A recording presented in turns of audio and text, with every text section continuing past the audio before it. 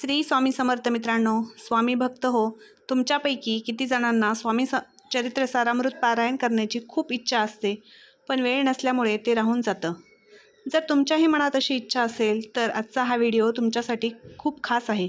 कारण स्वामी समर्थ महाराजांचा प्रकट दिन म्हणजे अतिशय पवित्र आणि दिव्य असा दिवस. आणि या दिवशी फक्त एका दिवसाची सेवा अतिशय पवित्र आणि दिव्य.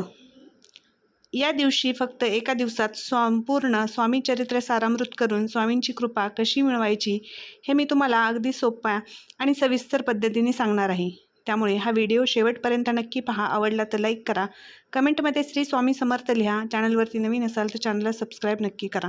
तर मित्रांनो, भिवू नकोस, मी तुझ्या पाठीशी आहे आणि अशक्य हे शक्य करतील स्वामी या शुभ आशीर्वादावर विश्वास असणारे लाखो स्वामी भक्त आहेत. 20 मार्चला आपल्या सर्वांचे लाडके स्वामी समर्थ महाराज यांचा प्रकट दिन आहे.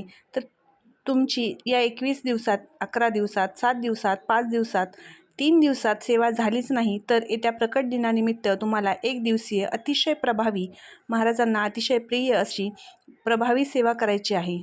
सेवा अगदी साधी सोपी आहे. तुम्ही घरी केली तरीही चालेल. केंद्रात जाणं शक्य नसेल, अगदी घरी करा.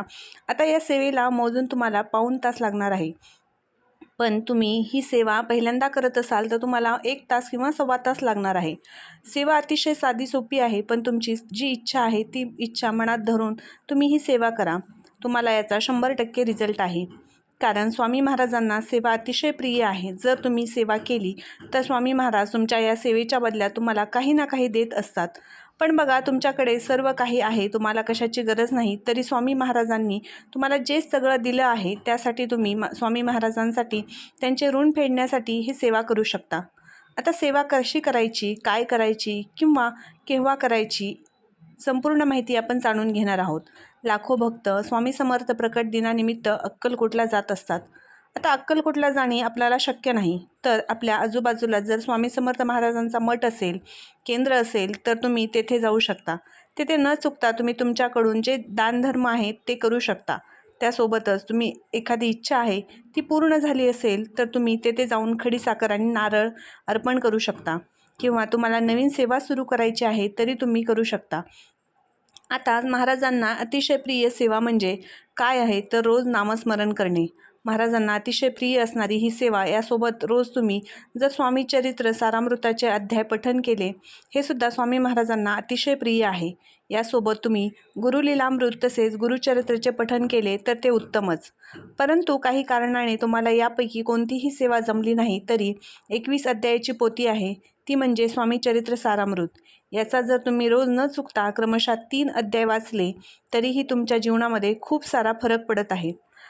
आणि महाराज काही ना काही, कोणत्या ना कोणत्या रूपामध्ये तुम्हाला देत असतात. मग बघा, येत्या प्रकट दिनानिमित्त सेवा करायची आहे तर तुम्ही या दिवशी एक दिवसीय श्री स्वामी समर्थ सारामृताचे पठण करू शकता. पठण अगदी साधे सोपं आहे. जी पोथी आहे ती अगदी मराठीत आहे. तुम्ही जर पहिल्यांदा हे पठण करत असाल तरीही तुम्हाला सोपं जाणार आहे. तर काय करायचं, आपल्याला 20 मार्चला सकाळी लवकर उठायचे आहे. जेवढ्या लवकर शक्य होईल तेवढ्या लवकर उठा. त्यानंतर आपले घर पूर्ण आपल्याला स्वच्छ करायचे आहे, झाडून पुसून घ्यायचे आहे. अंगणामध्ये सुंदर अशी छानशी छोटीशी का होईना पण रांगोळी काढायची आहे. आपल्याला जो उंबरठा आहे, घराचा जो मेन दरवाजा आहे आणि त्याचा उंबरठा आहे, त्या उंबरठ्याला हळदीचे लेपन करायचे आहे. कारण स्वामी महाराज आपल्या घरामध्ये येणार आहेत. तसेच लेपनामुळे आपल्या घरातील सगळी निगेटिव्ह एनर्जी बाहेर जाते आणि बाहेरील जी पॉझिटिव्ह एनर्जी आहे ते आपल्या घरामध्ये येत असते. आपल्या घरात अतिशय सुंदर आणि पवित्र वातावरण तयार होते. यानंतर आपली ही देवपूजा, नित्यसेवा जी आहे तुम्हाला करायची आहे. त्यानंतर सगळ्यात महत्त्वाचे, आपल्याला आता स्वामी समर्थ सारामृताचे पाठ करायचे आहेत.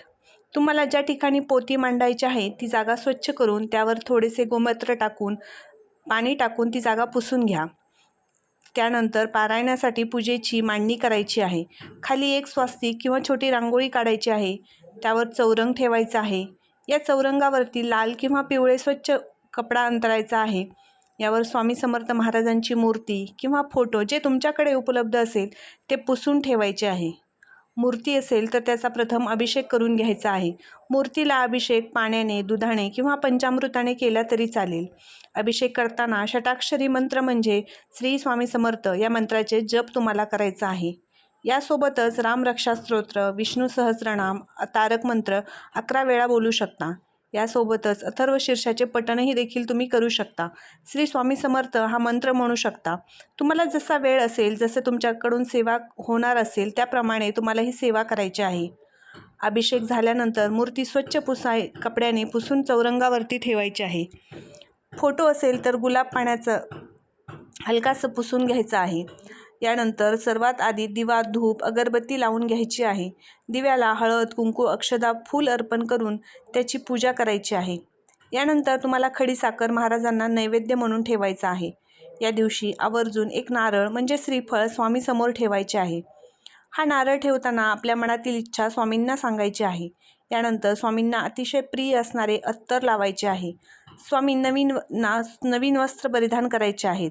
यानंतर स्वामींना अष्टगंध लावायचा आहे.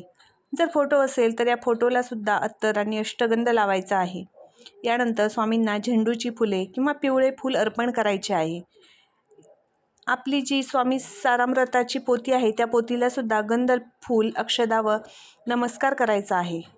ती सर्व मांडणी झाल्यानंतर पारायणाला सुरुवात करायची आहे. पारायण सुरू करण्यापूर्वी सर्वात महत्त्वाची गोष्ट म्हणजे संकल्प सोडण्यासाठी हातात थोडंसं पाणी घ्यायचं आहे. त्यामध्ये अक्षदा, फूल किंवा थोडंसं हळदी कुंकू टाकायचं आहे. यानंतर आपले पूर्ण नाव सांगायचे आहे, आपले गोत्र सांगायचे आहे. गोत्र जर माहीत नसेल तर कश्यप गोत्र म्हणायचे आहे. यानंतर आपण स्वामी चरित्र सारामृत 1 दिवसीय पारायण करत आहोत. आपली कोणत्या इच्छेसाठी आपण हे पारायण करत आहोत हे सांगायचे आहे आणि पाणी ताटामध्ये सोडून द्यायचे आहे. नंतर हे पाणी झाडाला टाकू शकता. संकल्प झाल्यानंतर सर्वात आधी स्वामी स्तवन म्हणायचे आहे. त्यानंतर श्री स्वामी समर्थ या मंत्राचा 1 माळी किंवा 11 माळी तुम्ही जप करू शकता. यानंतर तुम्हाला तारक मंत्र 1 वेळा किंवा 11 वेळा म्हणायचा आहे. 20 मार्च हा एवढा मोठा पर्वणी चा दिवस आहे.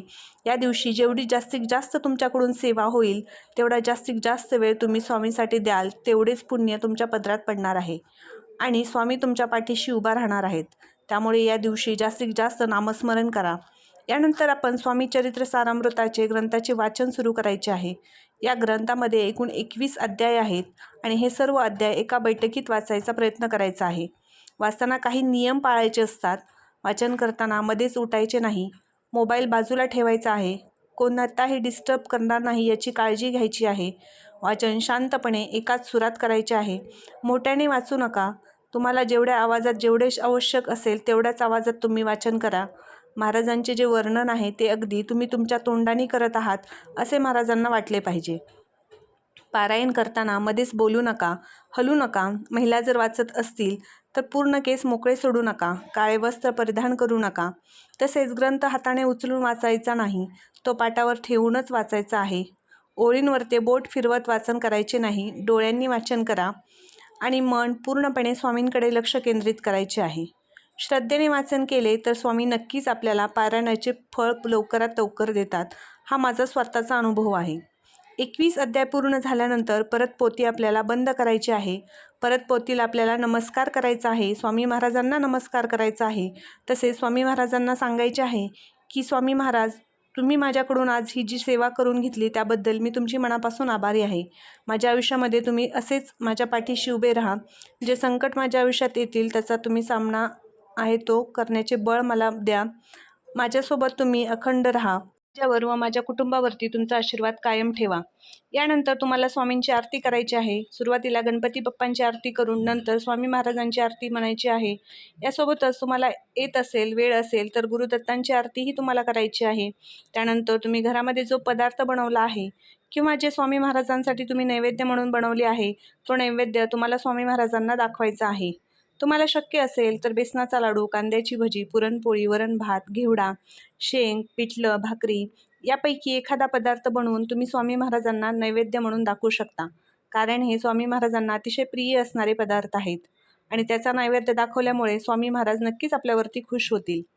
हा नैवेद्य स्वामी महाराजांचे समोर अर्धा तास 1 तास ठेवून नंतर घरातील सर्वांनी ग्रहण करायचं आहे. यानंतर दुसऱ्या दिवशी आपल्याला जी पोथी आहे याचं काय करायचं तर पोथीला फूल, गंध आणि अक्षदा व्हायची आहे. नंतर पोथीला नमस्कार करायचा आहे. गुरुर ब्रह्मा गुरुर विष्णू गुरुर देव महेश्वरा गुरुर साक्षात परब्रह्म तस्मै श्री गुरुवे नमः हा मंत्र म्हणायचा आहे. आणि त्यानंतर नारळ वाहत्या पाण्यामध्ये किंवा स्वामी समर्थ केंद्रामध्ये देखील तुम्ही ठेवू शकता. यानंतर आपल्याला देवघरामध्ये पोती ठेवून द्यायची आहे. त्यानंतर फूल, रांगोळी वगैरे वाहत्या पाण्यामध्ये सोडायची आहे आणि पोती ठेवलेली जागा स्वच्छ करून घ्यायची आहे. शक्य झाल्यास त्या दिवशी अन्नदान करा किंवा एखाद्या तरी मुलाला किंवा व्यक्तीला घरी बोलवून जेवायला घाला. हे 1 दिवसाचे पारायण जर तुम्ही पूर्ण श्रद्धेने आणि मनापासून केले तर नक्कीच महाराज तुमच्या आयुष्याचे सोनं करणार आहेत. तुमच्या सर्व इच्छा पूर्ण होणार आहेत. स्वामींची कृपा तुमच्यावरती राहणार आहे. तसेच तुमच्या कुटुंबावरती ही कृपा राहणार आहे. तुमच्या सर्व अडचणी दूर होणार आहेत. स्वामींची कृपा सदैव आपल्या पाठीशी राहत असते असे तुम्हाला नेहमी जाणवत राहील. आजचा हा व्हिडिओ तुम्हाला कसा वाटला कमेंट करून नक्की सांगा. आवडला असेल तर एक लाईक करा, शेअर करा, कमेंटमध्ये श्री स्वामी समर्थ लिहा आणि चॅनलवरती नवीन असाल तर चॅनलला सबस्क्राईब नक्की करा. धन्यवाद. श्री स्वामी समर्थ.